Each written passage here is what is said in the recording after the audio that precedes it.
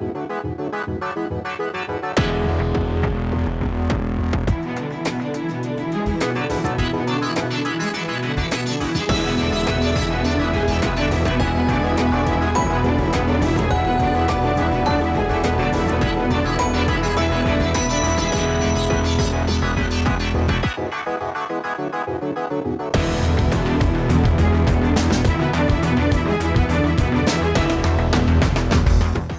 again, everyone, and thank you so much for joining us for this Saturday's edition of Alaska Weather. I'm Dave Percy, a meteorologist with the National Weather Service, and I'll be hosting today's show. Up first here, hazardous weather graphic. The yellow area here, that's a continuation of the dense smoke advisory for the mostly interior Kenai Peninsula and Kenai. But some of that could spread on up into northern Cook Inlet, into the Anchorage area again, possibly into the southern Susitna Valley, Matanuska Valley as well. Later tonight and tomorrow, as the wind flow becomes a little more southerly and southeasterly, if enough wind comes down turning an arm, then that'll keep it west of Anchorage, and we're expecting those winds to pick up a little bit there. But still a widespread area of smoke expected to lift northward here over the next 24 hours. Also, there's a flood advisory continues for the Kenai River and Kenai Lake through tomorrow, tonight through tomorrow, from Anchor Point to Ski Lac Lake. And again, minor flooding has occurred. Some of the train tracks are submerged. And so minor flooding, ponding, that type of thing will continue at least through tomorrow. Moving on, here's a closer look at the area there. The area of the watch out there from the Snow River stream gauge and then the lake here. And again, that advisory is out at least through tomorrow afternoon, probably evening. And for the fire danger chart here, not much change from yesterday. So a couple areas of extreme fire danger in the Susitna Valley, Matanuska Valley as well, turning an arm, portions of Anchorage, kind of hard to see on the scale. But generally high to very high down the Kenai Peninsula in toward actually the southern areas as well. They're south of Kachemak Bay, and also in the Copper River Basin in the same area there in the valley, up to about the lake there, and then back. Not so much to the north. Of course, areas of the north looking really good fire danger-wise here, and we lost the area of high to high, very high fire danger in Bristol Bay and Kodiak.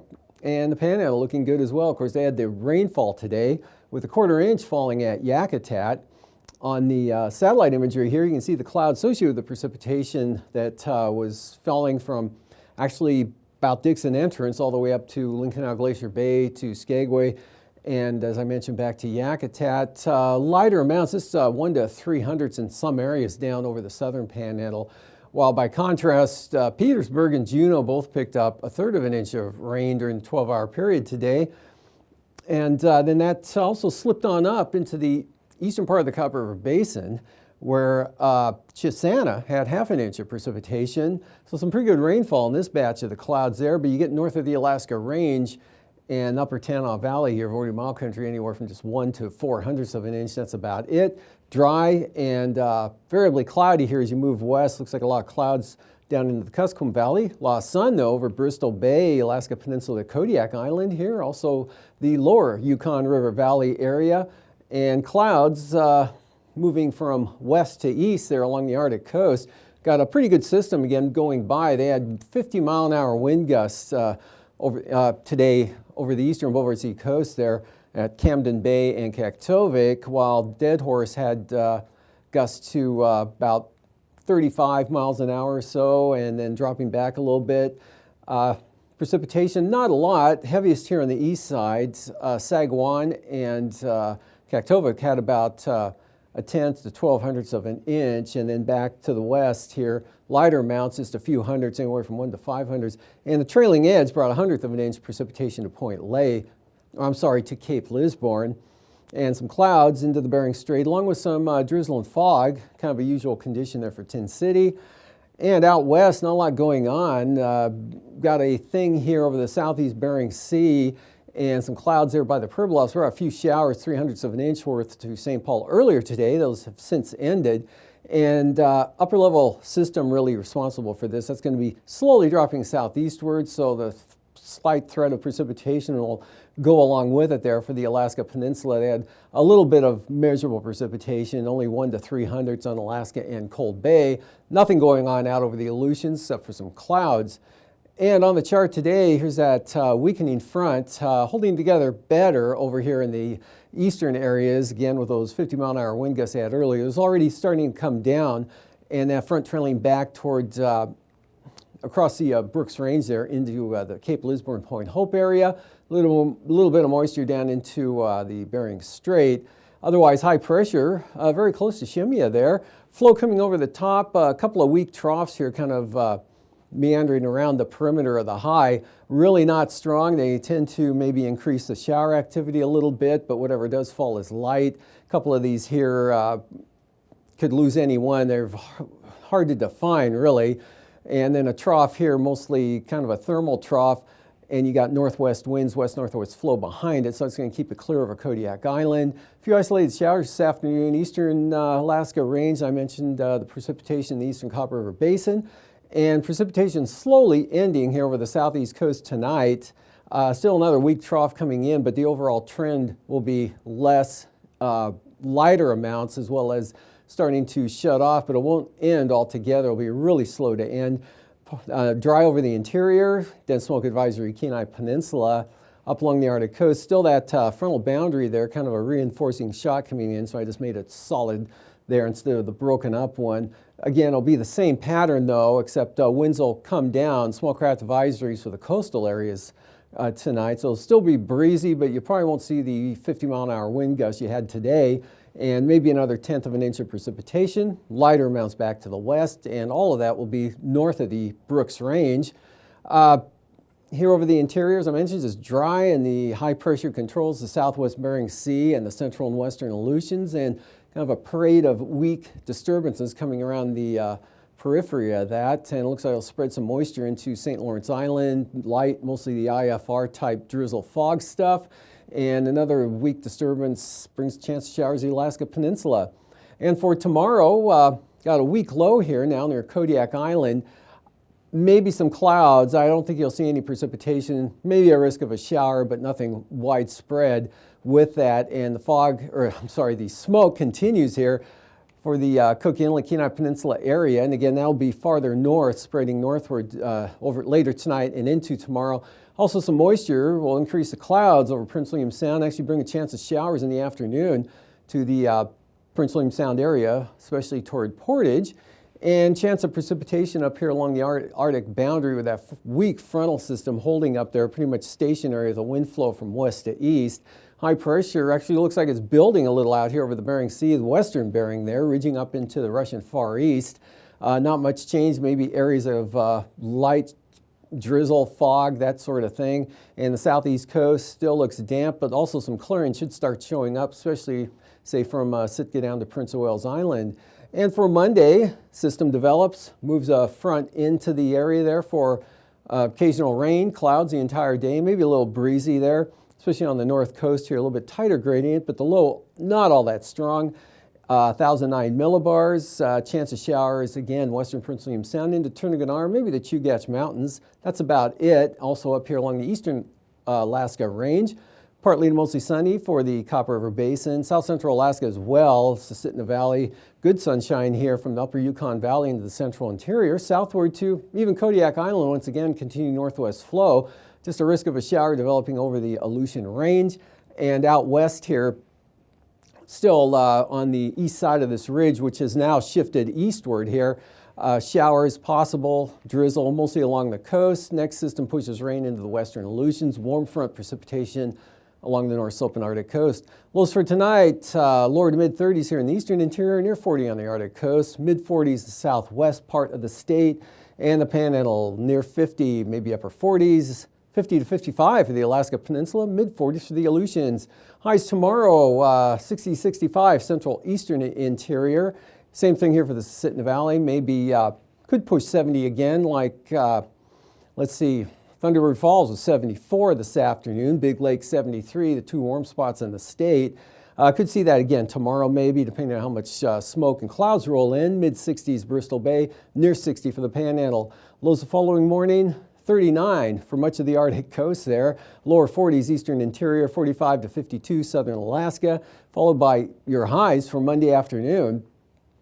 65 to 70 Bristol Bay, mid-60s again, maybe a little warmer there for Kodiak Island, and 65 to maybe 71 against Kenai Peninsula, Susitna Valley, and upper 50s to lower 60s for the central interior, and 50s, upper 50s for the southeast coast, lower to mid-50s for the Aleutians, and mid-40s up along the Arctic coast there, maybe a little cooler in the Brooks Range, otherwise upper 50s to near 60 over the northwest part of the state. And now, aviation weather around Alaska. Flying weather graphic for tomorrow morning. IFR areas of kind of from the western Aleutians here northeastward across St. Lawrence Island. Better conditions as you head east to VFR here, Bristol Bay, southwest coast, and through most of central and southern Alaska. Probably have some lower conditions here with the Kenai fires smoke situation. Marginal VFR. Looks like the eastern North Gulf Coast up toward the Wrangell Mountains. That should be shifting west-northwest with the southeast flow.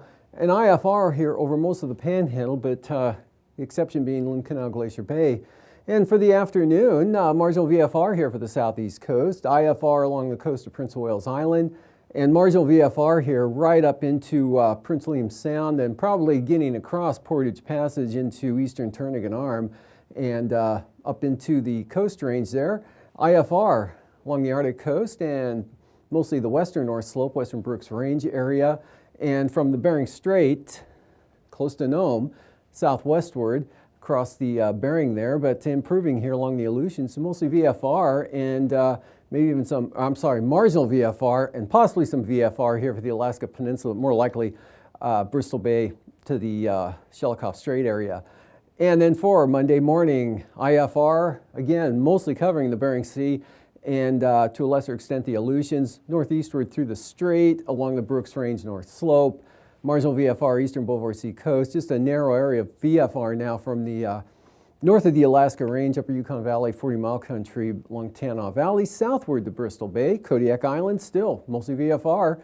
Marginal VFR, combination of clouds and smoke now for areas of the Susitna-Matanuska Valley, Copper River Basin, and stratus, low clouds, areas of possible fog there. Mostly Montague Island for the lowest conditions, eastward IFR across the southeast coast, and for the afternoon, pretty good improvement. Still marginal VFR here for the Panhandle, and becoming VFR, North Gulf Coast, southern Alaska here, and much of the eastern interior with IFR, southern slopes of the western Brooks Range, and the Bering Strait area down across Nunivak Island to the Pribilofs and the far western Aleutians. Anaktuvik, marginal VFR tomorrow, but VFR out the south entrance. Adding in the same forecast, marginal VFR. VFR just to the south. Lake Clark and Merrill, VFR. Rainy VFR. And windy, also VFR. Isabel, VFR conditions. Mentesta, VFR. Tanita, VFR, and Portage. IFR in the eastern entrance becoming marginal. And for Chilkoot and White, VFR becoming marginal. Freezing levels, 2,000 to 4,000 feet up along the Arctic coast, 6,000 feet down to the Yukon Delta, 6,000 feet here, upper level trough over the eastern Aleutians Alaska Peninsula. And for icing, above about 7,000 feet, upper level thing here, heading southeastward, so the best chance will be in the morning hours to the Alaska Peninsula, then that weak front, or the front draped across the Arctic coast, could be some icing threats there as well, above about 4,000 feet. In the southeast coast here, areas of mixed icing possible, less of a chance than today, or less widespread than whatever you had today. And moving on to the jet stream, upper level low, crossing the Alaska Peninsula, higher pressure behind that over the Bering Sea, and the Arctic jet here catching the North Slope and Arctic coast of those westerlies 50 to 60 knots. And the jet here, mostly going across the Queen Charlotte Islands, just to the south of the Panhandle. And the Pacific jet just south of the Aleutians. 9,000-foot wind flow chart showing westerlies here across the Arctic coast and north slope 25 to 40 knots. And 10 to 15 mostly through the interior, kind of a weak trough through here down to the center near the Alaska Peninsula. Southwest 15, maybe 25 knots over the eastern interior. Light over the Panhandle. Light over the Panhandle, 3,000 feet, and those westerlies 25 to 35 knots. North slope in the Arctic coast. Northwest here, maybe 20 knots eastern Aleutians and the Alaska Peninsula. Turbulence, the only area of turbulence, anything might be significant. Light to isolated moderate chop, especially for small aircraft for the eastern Beaufort Sea coast. And after the break, I will be back with a look at the marine forecasts.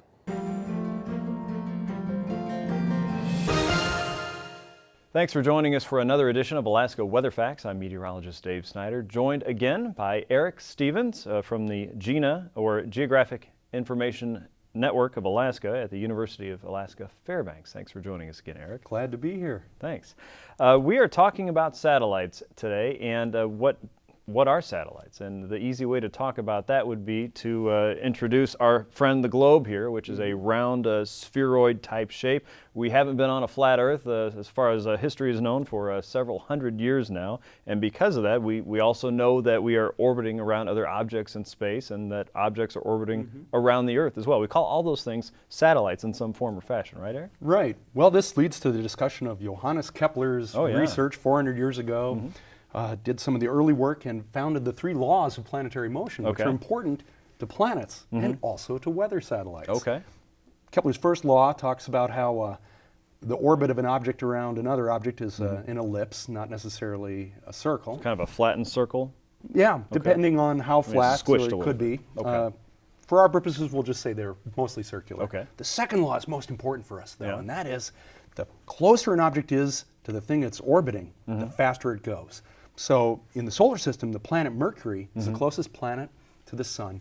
It orbits the sun in 88 days. It moves at 100,000 kilometers an hour. It's a lot different than Earth. Moving. Okay. Right.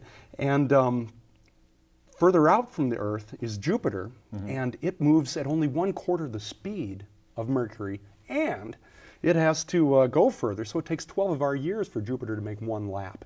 The further out you are, the slower you go. Okay. So we're talking about planets. What does it have to do with weather satellites? Turns out Kepler's laws apply to planets orbiting the sun. They also apply to satellites orbiting the Earth. Okay. You know, our natural satellite is the moon. There's the famous Apollo 8 Earthrise shot. Beautiful shot. Oh, yeah, you could just talk about that forever. December 1968, the moon is about 250,000 miles away from the Earth. Okay. It takes a month to go around the Earth. It's that far out, it takes a full month to do an orbit. Another shot here of the International Space Station. Instead of being 250,000 miles out, the ISS is only 250 miles up. It's really close. And so it doesn't take a full month for the space station to go around the Earth. It only takes 90 minutes. It's so close, it just whips right around 90 minutes. Okay. So weather satellites, there are a number of weather satellites, and there are a number of orbits. The further out you have the satellite, the longer it takes to go around the Earth. And this is important because different satellites have different purposes. So we have a satellite here. This little salt shaker lid will serve as our satellite going around the Earth. Let's say you have a satellite that's 22,000 miles above the Earth. This is kind of a magical spot because at that distance, it takes a full day for the satellite to go around the Earth. Imagine if you put your satellite 22,000 miles up from the equator and had it go with the Earth as the Earth spun. The same speed. Right. The satellite goes around the Earth just as fast as the Earth itself is turning. In effect, the satellite will hover in one spot. I see. And it appears when you make a movie loop of picture after picture after picture, you can replay that and you get these movie loops. Geostationary satellites, these are called, because they're stationary in appearance, and they provide a constant frame of reference. We've got an example here. Another nice thing about these satellites, since they're that far out at 22,000 miles, you can see from pole to pole, which is nice. So they're pretty broad view and a constant frame of reference. So those are the pictures. If you're watching a weather satellite loop on TV, your favorite weather show, that's the picture that you're going to see is one that's sitting over the same spot. If you're seeing a movie loop play again and again, that came from geostationary satellites. That's the only way you can do that. Yeah. The bummer, though, for us in Alaska is Yeah. we're up on the very top of the planet. And for geostationary satellites to work, they have to be over the equator. So for the geostationary bird to view Alaska, it's kind of like reading a book, but you're reading it edge on like that. Right. So there's another kind of orbit called the polar orbit, Okay. which is nice. We're near the pole. Yeah. And here's a satellite. Those polar orbiters are much closer to the Earth, getting down toward International Space Station elevation. And they're not in the equatorial plane. Rather, their orbital plane is inclined like this. And the Earth turns under that satellite as the satellite orbits. The nice thing about that is for Alaska, the satellite will go right over Alaska a few times a day. And so you get a much closer image. We've got a shot from the Sumi NPP satellite. Specifically, it's a true color image from the VIRS sensor. That's an acronym there. Okay. But it's a beautiful shot of Alaska, and you can see so much detail. The kind of detail, because you're close in, Very high resolution. you couldn't get this kind of view from geostationary satellites. The advantage of these polar orbiters is nice close imagery. You can see a lot of detail. The disadvantage, though, is that the satellite flies by, Right. and then you have to wait a while to get the next image. And if geostationary weaknesses are that you're reading the page like that, the polar orbiter, you're reading the page straight on, but it's so close, and then it zips by, and you have to wait for the satellite to come around the Earth again. So there's no one perfect solution. Different satellites for different orbits, each has their strength, and amazingly, it all comes back to Johannes Kepler and his laws of planetary motion. The same laws that govern how the planets orbit the sun, they govern how the satellites orbit the Earth, and even our little pretend salt shaker right here. Right. Okay. Well, since the 1957 Sputnik, we've been putting man-made objects into orbit around the Earth and starting to get pictures back. Who knows what will happen in the next 50 to 100 years? Oh, Amazing it's stuff. a growing science, and the future is bright. Thank you so much for joining us again, Eric. And for more information on Dehne and what the satellite systems do there and what Eric's been talking about today, you can go to the web address on your screen. For Alaska Weather Facts, I'm meteorologist Dave Snider.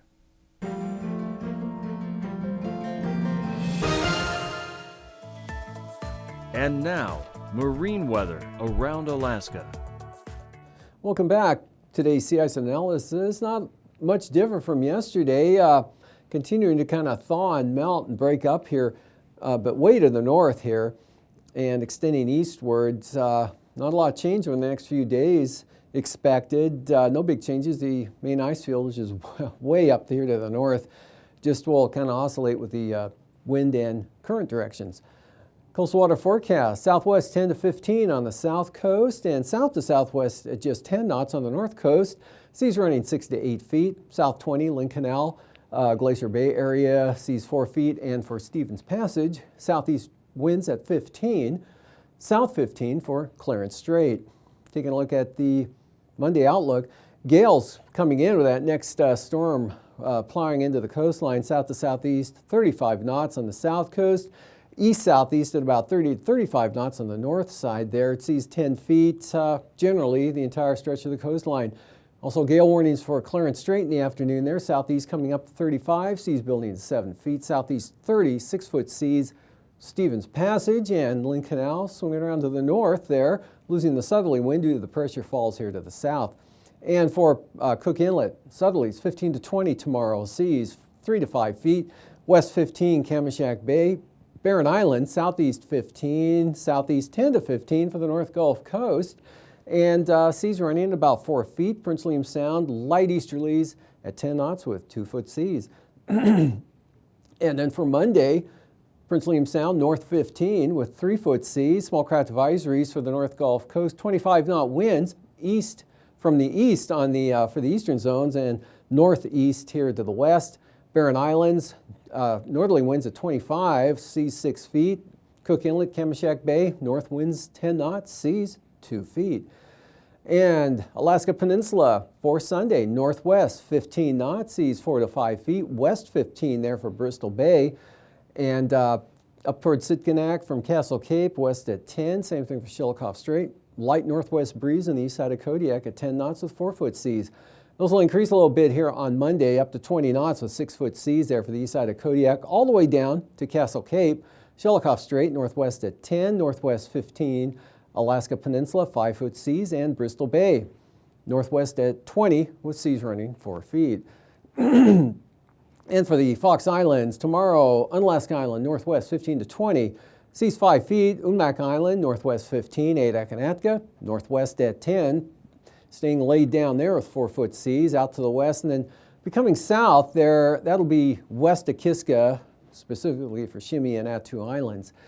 And for Monday, southeast 20 knots there from Shimei all the way over to just past Amchitka right here, and then the AKwx area southerlies 10 to 15 knots, so staying relatively light there. And variable for Unmak Island about 10 knots along Nikolsky, and Unalaska Island northwest at 15 with 4-foot seas. And for the southwest coast, north of Nunavik Island there, west at 15, same thing for St. Matthew Island. Same forecast for St. Lawrence Island, and west 15 also for the Pribilofs. And then for Monday, small craft advisory, St. Lawrence Island, southwest 25 also for St. Matthew Island. Yukon Delta Coast, west at 20, south of Nunavik Island, northwest 15. That same forecast good for the Pribilofs. Eastern Beaufort Sea coast, a lot less wind tomorrow, slowly diminishing tonight and throughout the day tomorrow, looking at westerlies at 15 there for the central and east side. North-northwest on the west side, and for the Chukchi Sea, their light stand right there, I for some reason forgot about. Anyway, from Wales to Cape Thompson, southwest at 15. And then for Monday, small craft advisories, Wales to Cape Thompson, southwest 25, 20 knots here around the western capes, and then east 15 on the western coast, west 15 on the central coast, and west winds 20 knots there, all the way over the demarcation point with 7-foot seas. For tonight, look for some light precipitation, diminishing winds along the Arctic coast, less of that over the north slope. Slowly tapering off showers for the panhandle, fair over the interior. And for tomorrow, look for a little bit more smoke to come northward into the Anchorage area, maybe the Manauskas-Susitna Valley. Smoke advisory continues for the Kenai Peninsula, along with a flood advisory for the Kenai River.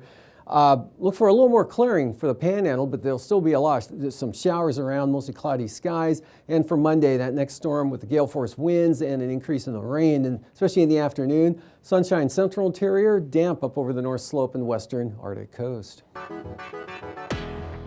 These forecasts are for planning purposes only.